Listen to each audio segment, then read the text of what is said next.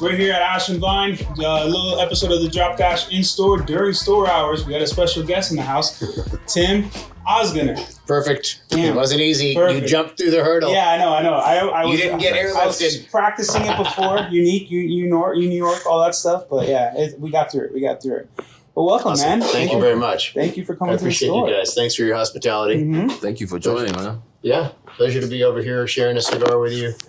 But it's sunny and not in an ice storm, which I just escaped in Nashville. So, hey, Fair enough. Yeah, pleased to be in South Florida. You're not getting hit by any fallen iguanas today. So you should. Yeah. It was kind of cold for like the last 2 weeks. It's finally warming up. So, So, I mean, yeah, what's the deal with the falling iguanas? It has to be like, below what temperature for iguanas to... I think it's anytime below 40 for sure. It's a guaranteed. Yeah, I mean they can already start doing it when we get probably going into like the low 50s. yeah, 50s, But 40s for sure. Well, the problem is like, it gets 50 and then the sun starts hitting them, they'll immediately regenerate, you know?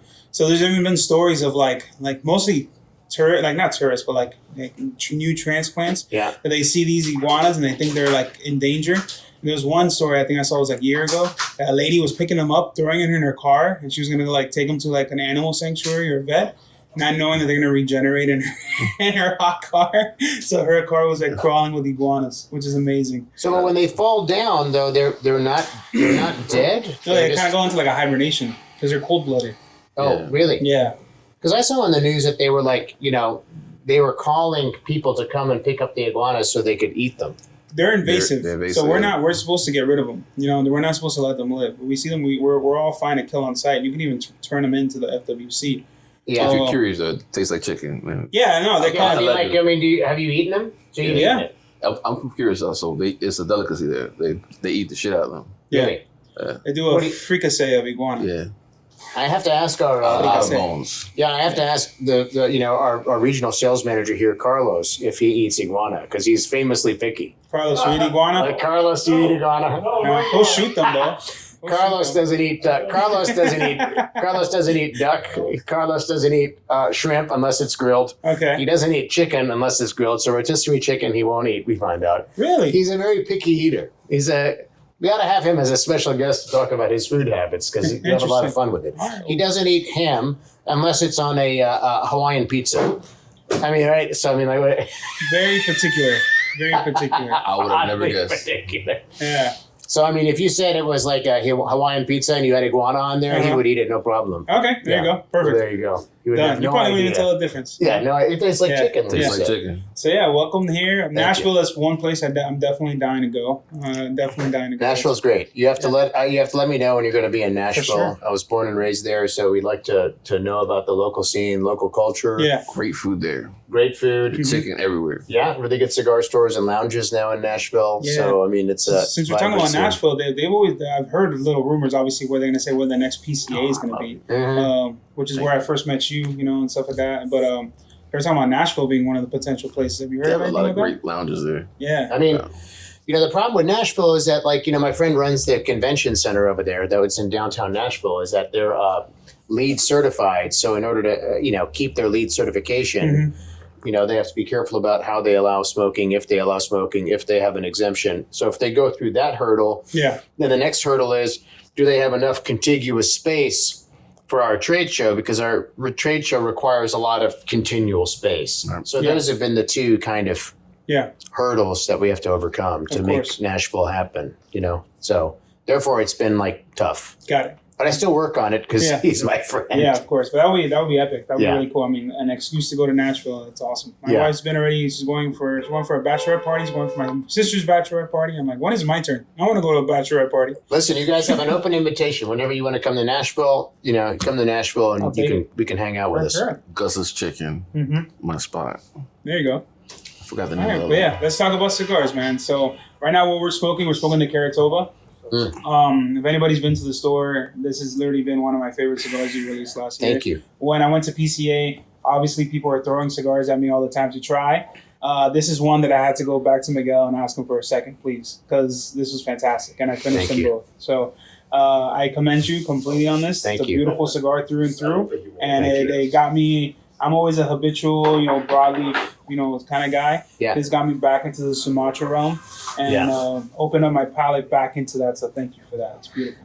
Well, it's a funny thing because the gentleman that we're working with, the factory, we like working like in collaboration with other factories. Always did that before in the past when we had our previous brand CAO. So this gentleman at Noxa, his name is Gustavo Cura, and Gustavo has worked a lot of his life in like tobacco procurement. So really, for him, he has always loved Sumatra seed, Ecuador. He's a big kind of proponent of it, as well as Connecticut broadleaf. So when we looked at the new releases from Crown Heads and Oz Family Cigars is technically one company. So it's like one company and like two different brand marks, both of us obviously based in Nashville and operating from the same offices. So when you had Broadway coming from Noxa on one end from Crown Heads and then from the OFC side or Oz Family Cigars, we're calling ourselves now. Ozgener's too tough to pronounce, so we've shortened it to just one syllable, Oz Family Cigars. Thank you. Right. So, but I mean, we're kind of operating in both kind of like of his field of history and specialty. And this is a really kind of rare Sumatra seed Ecuador because it's really kind of dark and oily. And I would say it's, the quality of it is the top tier quality of wrapper, and you can taste it. Yeah. I mean, just visual already, you can tell it's top tier. Even down to the rebranding you guys done with the band and the boxes. You can see here the difference between the old school and new school. It's a trend in the right direction, I would say. Thank you very much. Definitely a step up, that I can see you guys going and taking off from there. Yeah, so it's fantastic. I like the band. It pops, the colors of it. Yeah. The rebranding, the whole, the actual cigar itself, like you said, it's super oily. It's not super tooly like you usually see with Sumatras. Right. Like super grainy. Mouth feels great. Cold draw. You get all that leather and earth and cedar. It's great cigar, man. Thank you very much. Well, super easy on the retro. It was actually one of the few cigars that was on my list and his list on our top 40, which that's going to drop soon. But we both agreed that this is a phenomenal cigar. Thank you. Well, I mean, I always feel like when you cut and light a cigar, that how it starts, your first impressions are very important nowadays. Because I just kind of, I don't know, for me, it's almost like, I feel like people that are cigar connoisseurs, if you really can taste the nuances of cigars, you're going to have a good palate for like wine, a good palate for whiskey, bourbon, food, But it's almost like your first bite of food or your first sip of something. If it's not compelling, then what incentivizes you to really want to finish it? Sure. Yeah. So I feel like the first quarter of a cigar is like critical and it gives you like an impression. Absolutely. Do you want to continue smoking it or not? Yeah. And it grabs you, like it pulls you in, like, all right, let me see what else is going to come from this. Like, all right, this has got my attention. Let me stop whatever I'm doing and focus on these notes. It's tasty, man.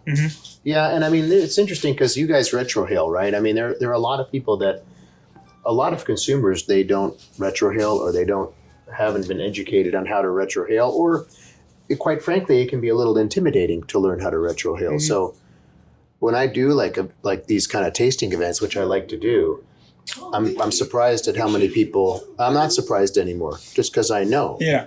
So I think it's good because when you're able to retrohale, which some people are like, how do you do that? I always thought like you think of a lever that goes down and up and it pushes your smoke through your nose or I don't know how did you guys learn how to retrohale? Let me ask you. Fire by trial or trial by error. But when you want to tell somebody how to do it, what do you tell them? Well, I always explain smoking in compared to like mouthwash. Like you take mouthwash, you don't swallow it, right? Same thing. So same idea when you're retrohaling. You're taking it in, you're gonna push it up like through your mouth and through your nostrils and push it out. Like so the way you're breathing in and you exhale to your nose, same thing. So suck it in, but don't take it to your lung. That's right. And blow it out to your nose. But do it slowly enough so you're not pushing all the smoke out. I say almost people try to use your tongue to push the smoke. Yeah, push the tongue to the top of your roof, the roof of your mouth, and slowly push it out. Yep, exactly. So it's just gentle, so you really forget it. Because if you just drag and breath it out, sometimes it's not gonna lead to a good time. That's how you really get all the notes in a cigar. Like you miss so much of the experience of cigar. And 100%. Something like this, like you need to almost do it because it's such a easy smoke, and the retro on a lot of cigars is kind of aggressive. There's not crazy pepper, and the nicotine level is there, but it's not like you're gonna be like head high. So this is like a perfect type of smoke to retro. Yeah. Yeah, no, I agree. I always, also the other way somebody told me is you close your mouth and you like chew the smoke, then it automatically comes out of your nose, which I never thought about doing that until like a, consumer that I was doing an event recommended it that way. I found it to be a little bit weird and uncomfortable to think about it that way, but it does work. Yeah. So, and I also say you're right. If you don't retrohale this, right, people, they think, oh, it's smooth, it's easy, and it is because the tobaccos have been very well fermented. But when you blow it out of your nose, it opens up another dimensionality to the flavor. It's almost like watching something in TV in color versus HD. You got it. Because now you're getting more senses in rather than just taste. Right. And I was taught to do that when I was in Central America as a way to be able to taste more of the tobacco and particularly to understand the different kind of strength level of the tobacco too, after it's been fermented quite a bit. Absolutely. Yeah. So tell me about the name. Like, how did you come to this name? That's a good question. It's a good question. I mean, like, so when we were looking at the first few lines of OFC were made in Dominican Republic, even though the components were like not Dominican dominant, really. There were like a lot of like blends. Ecuador, Nicaragua, Dominican, Mexico, and some of them, or Connecticut, Ecuador in one of them. So in this case, we were moving to Nicaragua. Our very first cigar at CAO was made in Honduras, made at the Plasencia factory in 1994, and it was a line called CAO Black. So I wanted to kind of go, since we were going back to the area, I wanted to call it like black, but then I noticed there were a lot of cigars on the market that have the black kind of descriptive on it. Right. So I was like, well, I always prided ourselves on being very creative back when we were like starting CAO. And so we're like, okay, what can we call it that's not black? And so I'm part Turkish, part Armenian. My father was an Armenian that was born and raised in Istanbul. My mom Turkish. So Kara is Turkish for black. Okay. And Toba is the most volcanic lake in Sumatra. And even though this wrapper is not grown in Sumatra, it is a Sumatra seed that is grown in Ecuador. Nice. So that's why we basically put the two prefixes or names together. And also we thought about like what would be easy for people to pronounce. We went through the whole thing of like my last name is tough to pronounce, right? So Karatoba has got an easy to say. Correct. When you look at it, you can say, oh, that's Karatoba. I mean, after you kind of think about it for a moment. It sounds like an existing word, like when you put it together. So. Right. And quite frankly, it's very hard nowadays to like trademark a name. Everything is taken.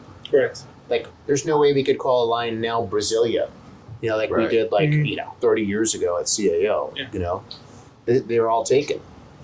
So it's you have to be more creative about what you kind of, unless you're not interested in trademarking the name, in which case, I mean, I'm sure that Broadway was something that we didn't trademark, I mean, try, if anything. Might as well try. Right. Yeah. So you're talking about always coming with something new. Tell us about, PCA just rounding around the corner. What do you got? What do you got working on? What can you say? What can you tell? Well, I mean, I can tell you this, is that like, learning from my father, my father we found good, a good kind of rhythm, pattern, and luck with coming with concepts in like groups of three, clusters of three.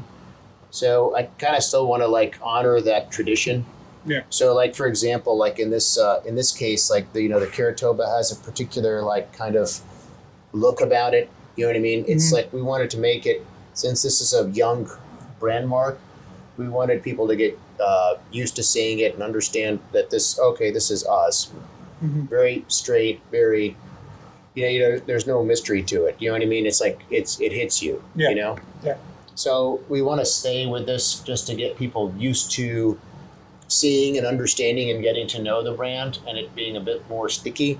So the next brand we're working on the look will be similar to this, except it's going to be more of a green box. Okay. Like think of an emerald forest green kind of family with gold. From a visual standpoint, the bands will be the same. Okay. Except, when I've traveled around the country, you have some people that knew CAO back in the day, but a lot that don't, which is fine. It is what it is. But those that did remember it always said, "Oh, my favorite CAO was fill in the blank," and it's usually Brasilia. Yeah.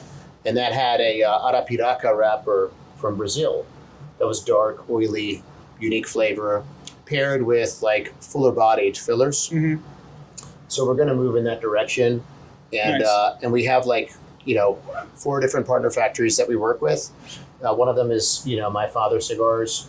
And I Nice. really got a chance to know the Garcia family more intimately this past summer. They're amazing, wonderful, people, amazing people. Yeah.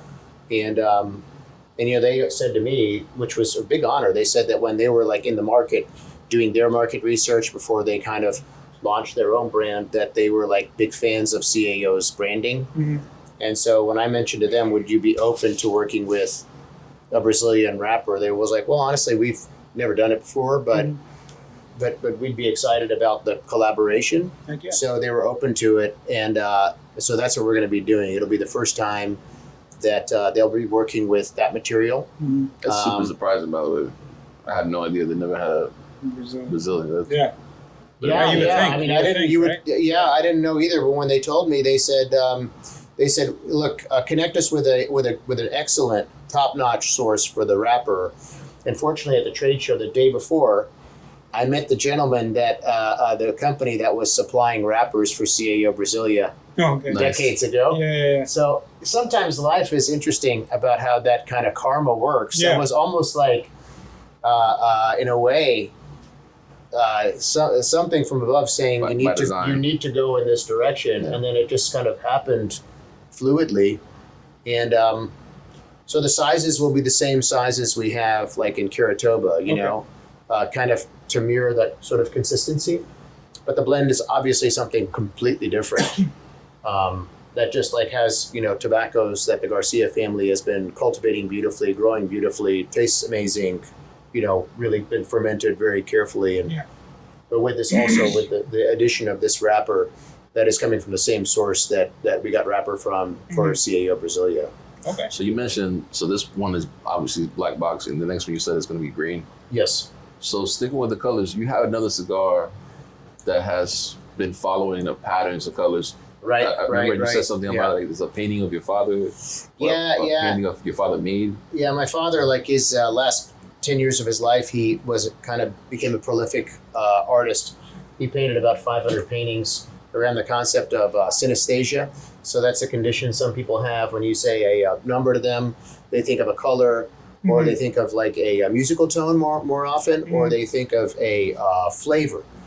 So in this case, my father was really interested in the color number association.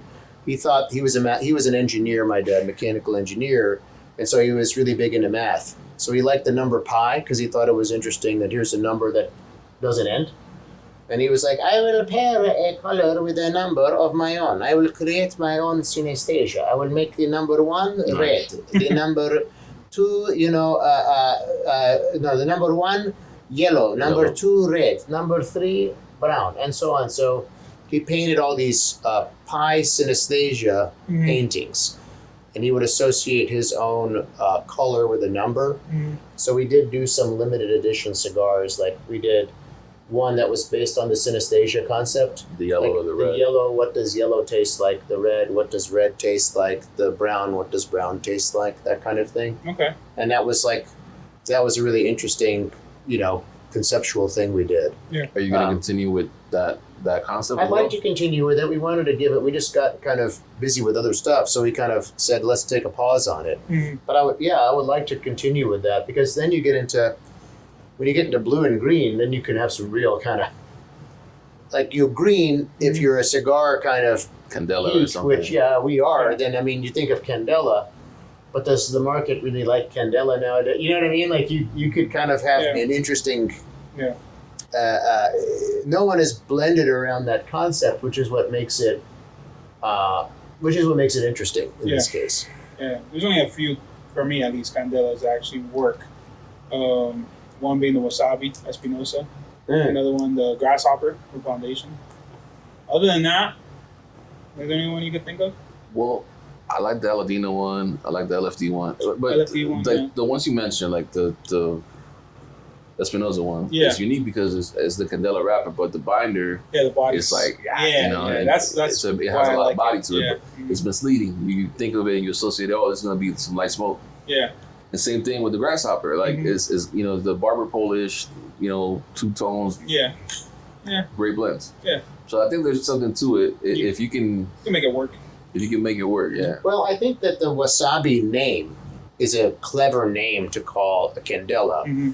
But when you say wasabi, you think that it's going to be pretty hot. Right. You know what I mean? So I would assume that the wasabi is going to be a full-bodied candela. You know? So I think that in the case of that, you know, that's, you know, obviously grasshopper is clever too, because you think of grasshopper, you think of that candela color. Yeah. But I don't think that we don't eat grasshopper all the time, so I you know, nor do we want to, right? Now there was one, by the way, back in the day that Thompson Cigar did, that was a big hit for them called, we talked about at the beginning, Iguana. The Iguana, but that was like a value proposition cigar, and I believe that the people that liked it were more of the people that were like, you know, were folks that smoked cigars back in the 70s when Candela was like a big thing. Popular, Yeah. You know, so I think that was kind of the demographic that they liked Iguana because it was a good kind of value prop, and they liked it from back in those days. Yeah. Has a bit of a vegetal kind of flavor to it when you smoke it on its own, but there's a lot of people that use Candela, but usually when they're doing it, they're doing like a barber for, like, you know, Christoph, I think. Kurt Kendall did his cigars a barber pole too. Asylum with the ogre. Yeah, ogre is a clever name too, because you think of like Shrek and stuff like this. You know what I mean? Yeah. So you're right, but it's in a barber pole type of style of format. Very cool, man. You know, so we'll see. So, no, I'm excited for the new stuff. It's gonna be awesome. I know you're working on a bunch of stuff, but I'm telling you, the direction you're going to is fantastic. What you guys and John are creating. I mean, you have a staple area in my humidor. Oh, thanks. So thanks. so it's really good. The Caratobo being probably the top one from you guys, and then, you know, from me, Broadway. You guys like Broadway? Broadway, exactly like that. So this is excellent, but Broadway for me, I like it because it's approachable. Both from, you can smoke it and it's any time of the day, even though it's like, oh, it's a Pennsylvania or Connecticut. It's going to be aggressive, but you can smoke it any time of the day. You're good. Yeah. And also, it's approachable from a price point. There's not a lot of really affordable, you know, cigars out there that have that kind of wrapper anymore. Yeah. I also want to applaud you guys for everything you're doing with this, from the dinners that you were describing me doing, because I think that it has to do with, like, you know, the more people that we're able to. That's why I like to do these more educational events around cigars. Yeah. Because, like you said, you're not inhaling the cigars into your lungs. It's all about the flavor that you're getting in your mouth. These tobaccos, as I mean, you well know from your family's history, are very carefully kind of, you know, grown and then fermented, and then the amount of labor and work that goes into preparing these needs to be known. And also it needs to be known that this is not a product that is, I mean, it's not cigarettes. It's not cigarette tobacco. It's not meant to be. It's more akin to wine. Exactly. And the more educational opportunities that we have to make people aware of that and get people to try this and not be scared of it or not think that it's like something that is going to be like detrimental to them. Yeah. You know, you can't, I mean, if you don't smoke for a while, it's not like you're addicted to these. Yeah. You do it because my father always said, it slows your breathing down. You can relax. You still get a little bit of nicotine from the side of your mouth, and I mean, which makes you more attentive and alert. So you can be relaxed and attentive and alert, and then that opens the door to like connect with people. Exactly. And you can be different philosophies, you could be different backgrounds, you can be from different countries, but you calm down and you can connect with a cigar. And so I applaud you guys for doing all the things that you do. I think it's great to have your kind of ideas and your energy and your youth and you know what I mean? We need like people like you to kind of, you know what I mean, to kind of play it forward. Thank you. That's what we're all about. You know, we're all about educating. The same when people come in. You know, we cater to all those aficionados, the novices, and we like to teach them. There's always something to learn, something new. You know, I am. You know, I'm always learning something new every single day. Polly's learning something new every single day. You have been in the industry for your whole life, pretty much. You do that every single day. So that's the whole point. This is a point for you to learn.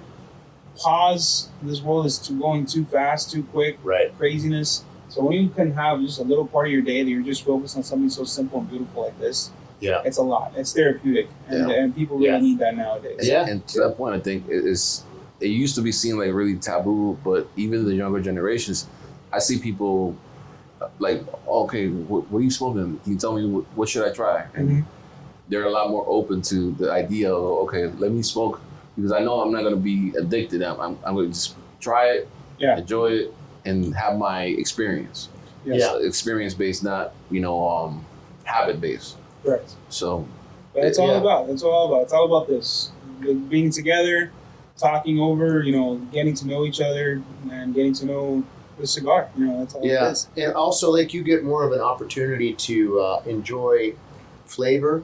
In this case, without getting, you're not getting drunk. You know what I mean? Correct. You're not getting impaired. Yeah. Well, hopefully you're not. I mean, it depends on how strong. Yeah, but there's been some, right? here and there, yeah. I've seen some guys get a little sleepy, but it happens, anything. Yeah. So but thank you for coming in, man. Absolutely, my it's pleasure. Fantastic. I'm excited for the future with the Oz family. Thank you. And it should be a good time for sure. And we'll keep growing. Like I said, we're doing events where we partnered up with Morton, so we're gonna start doing the socials. That's great. Quarterly dinners. That's great. Like I said, we would love to work to do something We'd love together. to do it. We'd be honored to do it with you guys. Sure. Yeah, we get a lot of fun. Thank you. And we do both Oz and Crowned Heads, both of them at the same time. That's a party. Yeah, there you go. I love it. We'll do a Nashville style. That'd be awesome. I love that. Yeah. All right, guys. So thank you for watching. Stay tuned. We'll work on doing a full episode with Tim. This is a little quickie, right? If you will. Petite Corona. Petite Corona. That's what it was. I was trying to figure out. So we'll call this little Petite Corona episode.